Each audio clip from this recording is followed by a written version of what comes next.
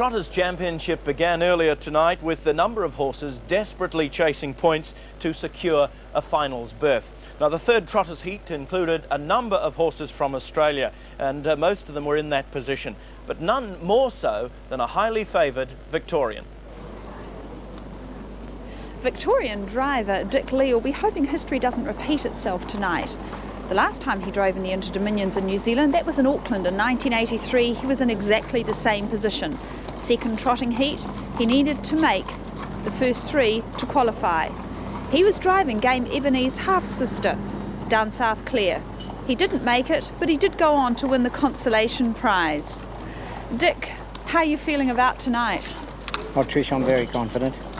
The horse is going very well and I'm really happy with his progress, you know. How much extra pressure is there on you driving in the Interdominions? It doesn't bother me a lot. We do have quite a few major races that I've been lucky enough to win in Australia, but if there's not some sort of pressure, we don't have some sort of a feeling about it, then I believe you're not really doing your job correctly. Is it different? Is it really different driving in the Interdominions?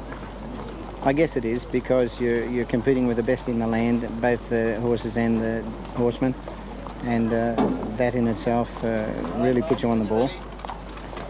Now, Game Ebony came over here as the Great Australian Trotter, flew in the trials the week before the Interdominions, last Saturday 10th. What happened there? I did get a check in the first corner where he broke and went out the back, and then I got onto the field, and of course it was a very wet night, and whilst we do get a lot of wet tracks, we don't get them really heavy like that. And he pulled up good, and I just put it down to perhaps the conditions. How do you rate your chances for tonight? I think I'll round them up. I really think I'll round them up.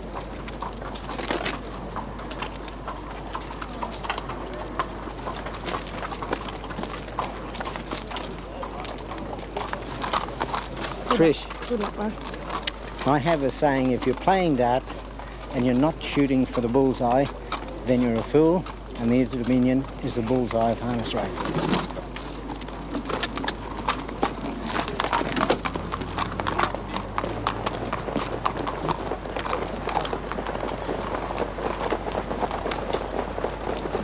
Right up on the gate. Firm Offer going from 4. The favourite is Landora's Pride. Then Troppo back on the inside. Down towards the start. And away and racing now. And one of the best to come out near the inside was the favourite Landora's Pride, and Laredo's begun brilliantly from the outside. The two North Islanders gunning for the lead. Firm Offers followed them out. Globe Pride just drifting a little bit to try to get some cover. Simon Cat's trapped a little wide going to the first turn. Shylock's back in the inner. They were followed now by, moving around the outside, Jamie Higgins, first night winner. Troppo's back in the inside. Drifting is Globe Pride, and going up around those now would have been Classic D. Back on the inside along the rails to Borrowed Time. Next on the outside to Westham, then Eastern, then Game Ebony the favourite, the second favourite rather. And back on the inside Eastern Romance, and last of all is Front Up. They wheel into the straight, and Landora's Pride's the leader. 1,400 metres to go, is out by 2 lengths now. Up on the outside Simon Cat's going around Laredo as they race their way down through the straight with 1,300 to go. In behind those then to Firm Offer on the outside of Shylock. They were followed 2 lengths away by Jamie Higgins, and going up to it Westham. Back on the rails to Troppo. Borrowed Time as well, smothered in the inside, and there goes Game Ebony around them. Is followed by Classic D trying to hook onto its back, and Globe Pride is second to last. Eastern Romance is second to last on the inside, and last of all is Front Up. Round the showgrounds bend into the back they travel, and the favourite Landora's Pride the leader at the 1,000-metre mark. It's Landora's Pride by a length now, and moving up to that on the outside, but pretty wide out is Westham. Simon Cat's is in the middle, followed by Laredo the fence. Game Ebony's going pretty well tonight, just following Westham around. Firm Offer in between them. Classic D is 3 wide at the 800. Shylock along the rail, followed by Troppo. In between them, Jamie Higgins. Borrowed Time is hooked off the rail to be 3 wide, and they were followed 2 lengths away by Globe Pride, Eastern Romance, and last of all now would have been Front Up. Down the back they travel just on 600 metres to run, and Landora's Pride just the leader by a neck, and being tackled over on the outside as they race off the back by Westham.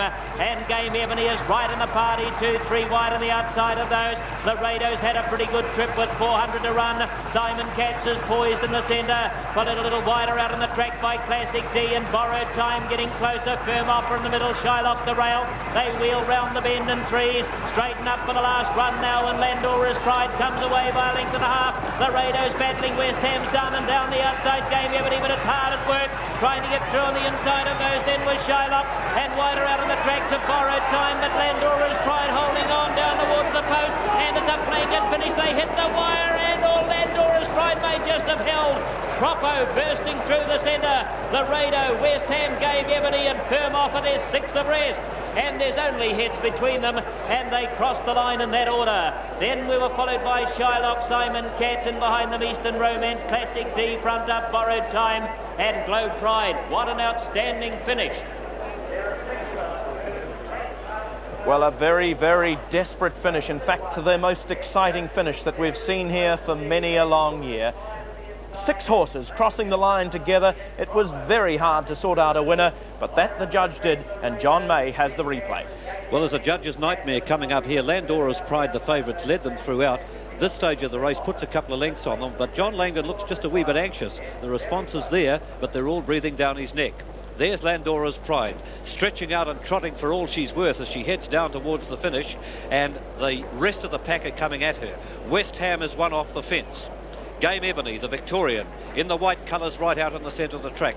Watch for the run of Firm Offer in the black right down the outside. Eventually takes part in the finish. Troppo in the blue and white stripes, desperately looking for a way through down on the inside.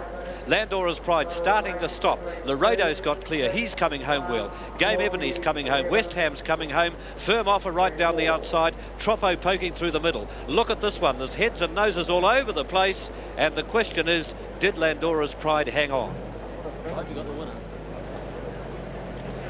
Landora's Pride there, but the others are right tough and handy, and the judges called another photo. Let's have another look from the lower angle this time. Landora's Pride going comfortably enough on the fence. Laredo trying to get off the fence and find some room. The big horse in the green breastplate is West Ham. He's coming home well enough. Landora's Pride, Laredo's coming home, West Ham's there, further out to Game Ebony, Troppo coming down through on the inside. There are literally heads and noses everywhere, and the judge took a long time to come up with his final placings and the dividends. And here we go. Number 2, Landora's Pride won it, $2.45 and $1.35. 6 Laredo was second at $3.65. 14 West Ham got the third call narrowly at $8.20. Quinella 2 and 6 paid $13.65. Trifecta 2, 6 and 14, $754.30. The winner won by a nose, a head, a nose. They were the margins, and the time 3:21. Well, you saw Mrs. Jean Lee before the race kissing her husband as Game Ebony went out to race. This is how she reacted to the finish.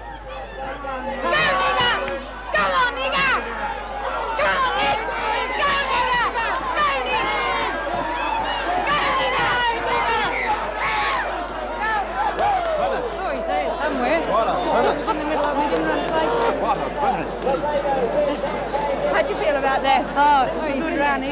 I think he's run about 4th, and you know, if he hadn't missed the start, you know, he probably would have run a place. But it was a really great run. He was 3 wide most of the way, but with cover, and I think he came home terrific. You know. How do you think Dick drove him? Oh, good, terrific. Yeah, you know, he sort of got a good trail up 3 wide, and if he hadn't have missed the start, he probably would have been a lot closer. But he was coming home great, you know, but he had a long way. Will that get you through to the final? I don't think so. I don't know that. Depends on how the first race, you know, Disappointed? No, not really. I think he ran a good race. And if he makes the final and draws the front line, he'll give them something to chase.